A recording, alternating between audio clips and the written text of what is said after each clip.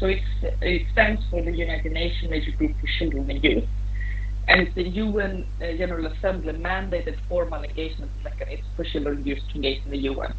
So it's that's quite vague description. So a little bit more what we do is that our primary purpose is to engage communities of young people in the form of both formal and informal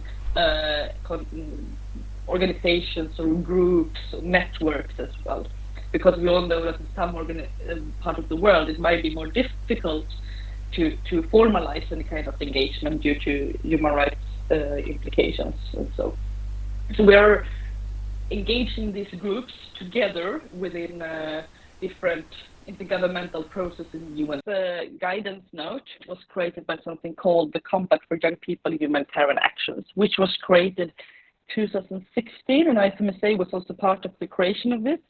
So it's a collaboration between NGOs, INGOs, and UN entities, as well as governments worldwide in engaging young people more in humanitarian response, but also making, not the least when it comes to, for example, young refugees growing up in refugee camps, or young migrants, or the ones who are affected by disaster, but also making sure that the needs are met, specifically maybe if one look at younger groups of young people.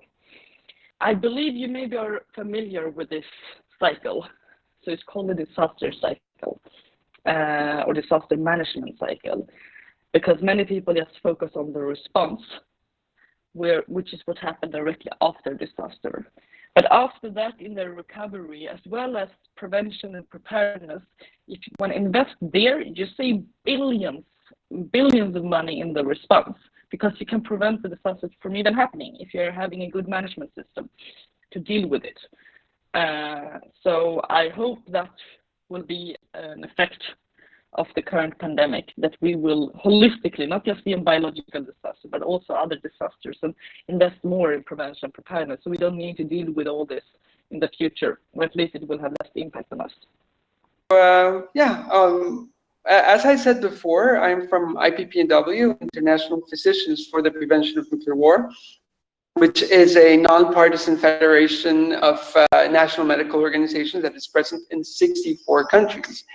And IPPNW represents, it's not just physician-based, represents thousands of doctors and medical students and other healthcare workers, and also concerned citizens who share the common goal of creating a more peaceful and secure world that is free from the threat of nuclear weapons. Now, IPPNW was started in 1980 by renowned physicians in the United States and what was then the Soviet Union. There were just a handful at the time, and they thought that they did have their ideological differences, but they thought the survival of humanity was, of course, much more important. So they drew from many sources, including the plight of the survivors in Hiroshima and Nagasaki, and also several accidents regarding nuclear weapons, to show the world the humanitarian consequences of nuclear weapons.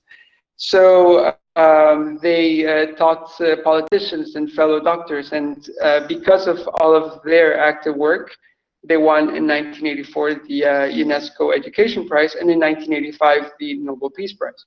Now, IPPNW, the campaign evolved, obviously, and in 2006, IPPNW founded ICAN, the International Campaign to Abolish Nuclear Weapons, which became a global organization in 2007.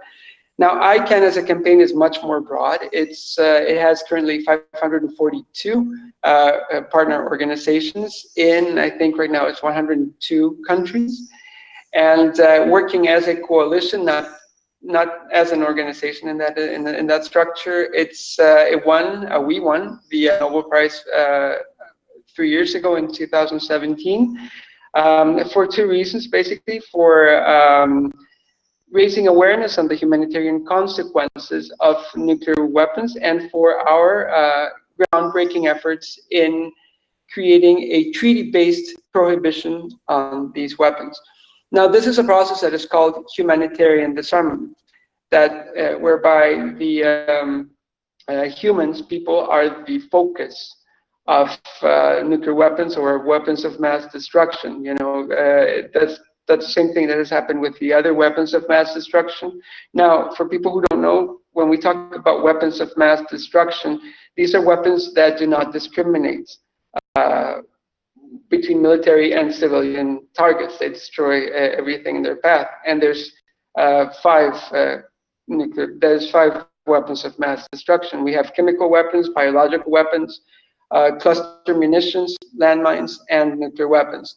5 of them. So, I'm going to talk a little bit about COVID and nuclear weapons and how they relate. So, well, we're living in challenging times, and in the midst of a global health and economic crisis that has the world in lockdown, we are coming to terms with several harsh realities, including the vulnerability of the current global system. However, we must be clear that although a virus is what sparked this crisis is political in origin. It's not biological in origin. It stems from governments dismissing and ignoring the warnings made by scientists and medical professionals throughout the world. The most important lesson that we must learn from this pandemic is that science must not be ignored. And science has, time and again, issued detailed warnings regarding nuclear weapons.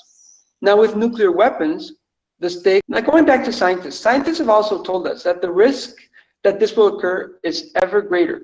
This is not a theoretic risk. The Doomsday Clock, created by the Bulletin of Atomic Scientists, as a symbolic clock that measures a global man-made catastrophe in minutes to midnight, for 2020 marks 100 seconds to midnight, which is the highest risk in history. Right now, we have the highest risk in history.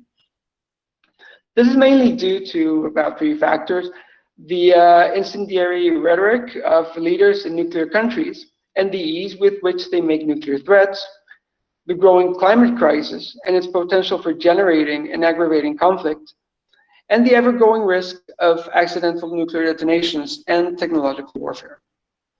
In July 7th of 2017 in the UN in New York, 122 countries, which is a clear majority of the international community, voted in favor of adopting the TPNW, the Treaty on the Prohibition of Nuclear Weapons. This treaty prohibits the development, the testing, the production, the stockpiling, the stationing, the transfer, the use, and the threat of use of nuclear weapons. And well, this is a product of the collective empowerment of non-nuclear weapon states, and of them assuming an active role as stakeholders in the nuclear weapons issue. Now, this is a refreshing new way of making politics, and which was coined by a Costa Rican diplomat as the democratization of nuclear disarmament. And this actually fosters cooperation and strengthens the multilateral regime, which are necessary ingredients to effectively face humanity's present challenges. Because humanity actually faces right now 2 existential threats: global warming and climate change, and they must be faced. Now, the world is changing. The climate of politics is changing. Nowadays, power and prestige are less associated to destructive power, to impositions, to threats, and are ever more associated to the ability to create dialogue, to build bridges, and to come to agreements. The threat of an imminent nuclear war makes less sense than ever right now. And in light of the world's current crisis, spending the yearly sum of $116 billion in the maintenance and modernization of the world's nuclear arsenal is beyond ludicrous. It is urgent to give peace a chance, and it is urgent to move towards nuclear disarmament and ban nuclear weapons. the failure to face the threat posed by COVID-19 turned out to be disastrous.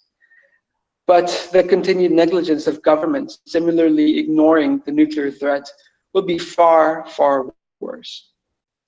The silver lining with this pandemic is that humanity has a chance to finally open its eyes to the warnings of science, to the latent risk of catastrophe that we are in, and to the urgent need for cooperation and peace. Our plea to policymakers must be for them to be on the right side of history, for them to be on the side of science, evidence, and common sense. The alternative, as we are now seeing, is catastrophic. Hi everyone, once again, my name is Marco. I'm a research fellow working at CRIMEDIM, which is the Research Center in Emergency and Disaster Medicine. It is also a World Health Organization Collaboration Center, and you can find more information on the webpage that you can see below. So, next slide, please. At a glance, CRIMEDIM is an academic center, basically. There, we can conduct research, education, and training in the field of disaster medicine in different levels. As I was telling you, we recently started to do trainings at the medical school level, but there is also a master's degree and a PhD that have been going on for a couple of years now. So the vision of CRIMEDIM is basically to make health systems able to effectively protect people's health from disasters and humanitarian crisis education. One of them is the disaster medicine education and training for disaster managers, leaders, and policymakers. So in this, we have three different ones, which is the EMDM, which stands for the European Masters of Disaster Medicine, the Fellowship in Disaster Management, and also the Humanitarian Assistance and Global Health. There's also three other areas, which is the Disaster Medicine Education and Training for Medical and Nursing Students. So over here we have the main one, which is the TDMT. This program was first thought in 2015. We already have 5 generations of medical students in different parts of the world. And also this training is worked in collaboration with the International Federation of Medical Students. So I understand most of the participants here are medical students. If you have heard about the TDMT and you would like to join, we do have the call over the year during the month of March. We do an online phase for around 6 months, and then we do have a residential phase happening in July. This year, however, the residential phase will be moved to next year, so we will be having two generations joining the residential phase together. You can ask your IFMSA partners for information about trainers in your country, and if there is no trainer in your country, you can become the first one. So you're more than welcome to participate in this, and this is the way we can invite you to join CRIMEDIM and also IFMSA, and mainly the disaster medicine field. The other two areas are disaster medicine education and training for health professionals. We have different projects working there, which are the humanitarian medic and disaster medic. These programs are given for medical doctors who want to who are participating in international responses and want to develop skills to working in an international team, and also understanding the disaster risk reduction and all the areas that are around these topics. Lastly, ad hoc curriculum and simulation-based training. So basic and advanced modular courses on health professionals and scenario-based training. We do work with simulations. We go over mass casualty incidents where you have many patients on a computer, and you basically are trained to, depending on the context that you want to develop, on the skills you want to develop, you can be trained and simulate international coordination. You can also see how the triage for mass casualty incidents is implemented, spaces where you can set up the triage facility, and also how the coordination works with other health professional. A program we work with IFMSA to capacitate, to train medical students to deliver other trainings in disaster medicine. So, as I was telling you, we already have 5 generations, which makes up to 100 trainers around in different countries, and we want to expand we want to reach many more countries. So if you're interested in joining this program, you're more than welcome to do so with recent grads, with trainers, and also if you want to become a trainer, we'll give you more information at the end how to contact us. Next slide.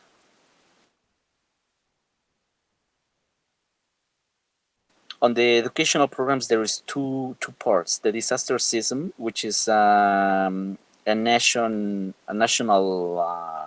program, work basically in Italy with the national organization of IFMSA, which is called SISM.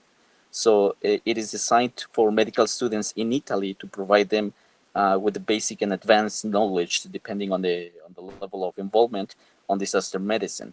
And there is also virtual reality simulation training for Ebola deployment, which was worked a couple of years ago during the outbreak with Save the Children organization.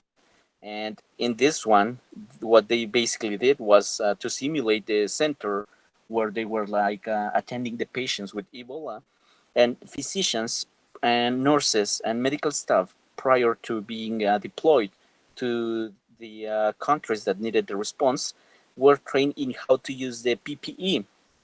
So this is really important because some research that was conducted at the time showed us that many medical personnel was getting contaminated because of the Ebola response, and they were also getting sick.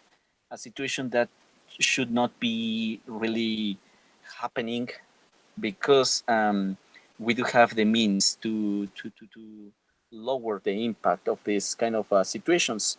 So in this, with the COVID response, what we did also was to have simulations on the use of the PPE to train medical personnel to lower the risk of contamination due to COVID-19. Next.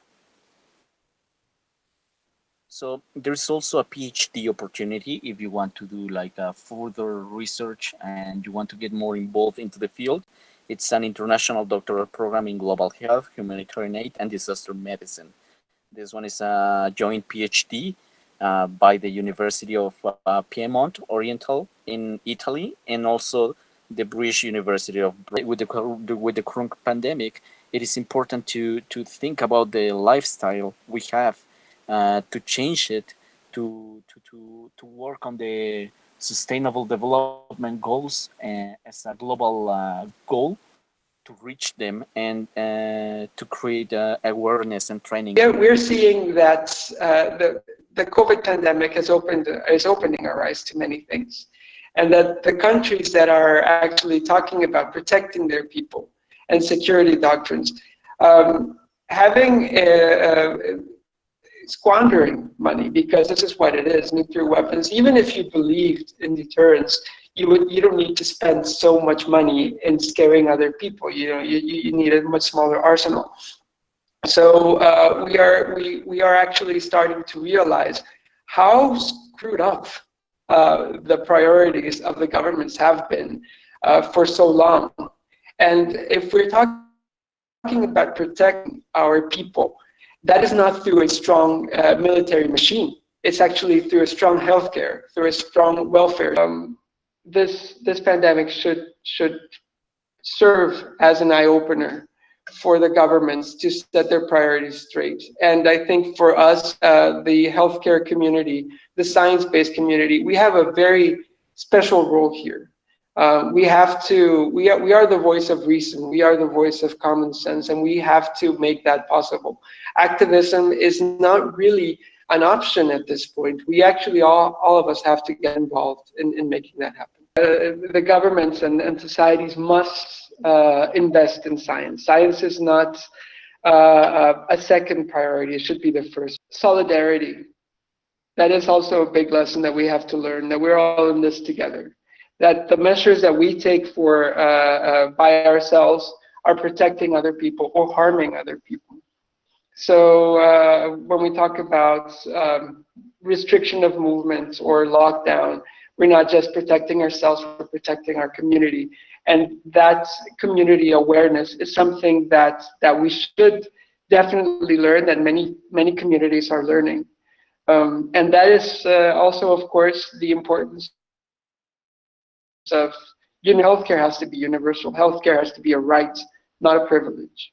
And of course, number 4, I would say a welfare state in which people have basic rights, and the basic rights to healthcare, the basic rights to education, those must be guaranteed the author. But this is the pandemic that might save the world. If we are given that awareness about the great existential risks that we are in and what we have to do to prevent them, then this pandemic might actually end up being a good thing. Over the last few centuries, we've seen that the number of disasters have increased. But this is not really because of the number of disasters increased by themselves. It's because we have recorded them into medical data. So we do have more information about their impact on people and the response that has been delivered to them. So the more we register, the more we publish, the better we understand how disasters impact on our society and how we can respond. And this is the importance of doing research in disaster medicine. Look at it. The number of publications only on COVID-19 has been crazy. Basically, any publication that you submit gets published. Basically, so this helps us to better understand, to have more information accessible, to develop, in this case, a vaccine or any other practices that may help in the response of the current. The TDMT program was just created in 2015, so it's brand new. Basically, it's been 4 years and a half been created, and at first, as a TDMT alumni, there was no like there wasn't like a path to follow.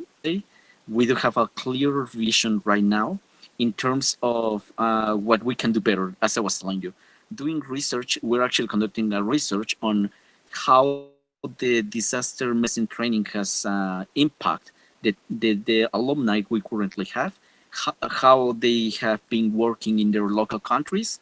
Many of us have been involved in any other different organizations and any other advocacy activities and policy activities, and we want to take the experience of the alumni to know what best practices can be implemented in terms of reaching, in terms of advocacy, and this kind of situations. We didn't have the experience previously because we didn't even have the program. So right now that we have a couple of generations, we can evaluate, and in this term, register and publish. That's why it's important to do research in the disaster medicine field, so we can know what steps we can follow to reach all.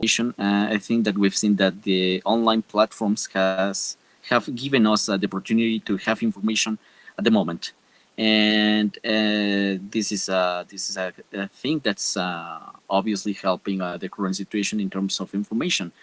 But the situation here is that we need to analyze what kind of information we are reaching. We need to see that it's coming from a veridic resource, and the information is like cured, that it's not fake, that it's not published just by like I'm not really sure, like what to call it, like an informal review or education. We need them because even though the knowledge can be gained through online platforms and we can work on them, we we can evaluate them, one can work at their own pace and all that, we still need the skills to develop. Understanding that we are medical students, medical doctors, we do need skills because we will be working with patients in the future, and we need to train these skills in order to know how to work when we get into. You can see a knowledge gap. We have been doing mappings in regards of the resilience of affected communities for disasters, which include different demographic groups in these regions and countries, and use that then existing or created knowledge to advocate in other contexts. As this pandemic has shown our weaknesses related to the health systems, it has also made us realize that there is another epidemic we have to fight, which is full malnutrition in developing. Anyway, so it's countries that definitely could be investing resources in other areas. And countries that have had armed conflicts ongoing since the 40s. So if 100 Hiroshima-sized weapons, nuclear bombs, i.e. the 100 nuclear bombs of the size of the one of Little Boy, which is the nuclear weapon that was used in Hiroshima, if they were used in between cities in India and Pakistan, that would create all the suits, all the debris that rises to the atmosphere, would change the climate in a way that would affect the crops of staple grains and would generate a global famine. So the only thing we can do at this point is prevent nuclear war and acknowledge that incredible risk that we're so incredibly, we have so many people that are vulnerable to even the slightest crisis. So we cannot afford even a local nuclear conflict. Experience now is not the only factor that matters. Awareness and action, those are mattering in a great degree. And especially if we're talking about young people, are the ones who are actually going to live longer in this world, who are going to inherit all the problems in it, so that the young people do have to have a stronger voice in this topic. Is the aspects of education, like when the education been shutting down, or like doing it on distance, or some shutting down, it depends on the countries. Like some kids have more possibility to manage this online versus some doesn't. So the inequalities increases, not the least as well in the custom. Like if you do online school, you need access to quality internet connection. There are laws, for example, the international humanitarian law that bans all weapons of mass destruction. Especially nuclear weapons are actually made to kill civilians. They're not made to defend themselves. In these times where dialogue is so important,